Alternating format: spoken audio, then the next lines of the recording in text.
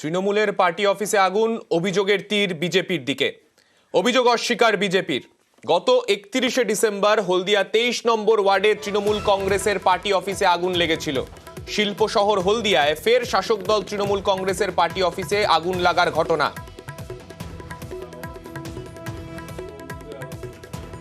অভিযোগ অস্বীকার করা হয়েছে বিজেপির তরফে। তৃণমূলের পার্টি অফিসে আগুন, বিজেপির বিরুদ্ধে অভিযোগ, যদিও বিজেপির তরফে অভিযোগ অস্বীকার করা হয়েছে। আমাদের প্রতিনিধি সুজিত রয়েছেন আমাদের সঙ্গে, আমি সুজিতের কাছে যাব। সুজিত, ঠিক কি অভিযোগ রয়েছে? তৃণমূলের অভিযোগ যে একেবারে সরাসরি বিজেপি আশ্রিত দুষ্কৃতীরাই তাদের পার্টি অফিসে আগুন লাগিয়েছে। গভীর রাতের ঘটনা এবং এই নিয়ে এক মাসের মধ্যে দ্বিতীয়বার এই ঘটনা ঘটলো, যেখানে কিনা হলদিয়া পৌর এলাকাতেই শাসক দল তৃণমূলের পার্টি অফিসে আগুন এবং সেই আগুনে পুড়ে ছাড়িয়ে গেল পার্টি অফিসের বড় অংশ এবং সেখানেই রাজনৈতিক চাপানোতর শুরু হয়ে গেছে।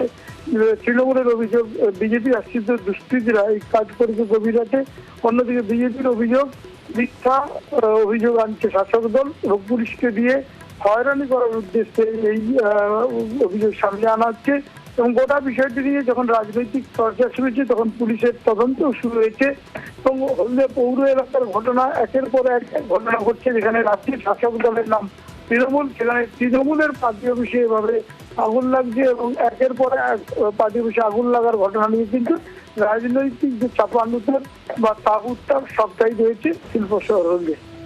বেশ, ধন্যবাদ সুজিত।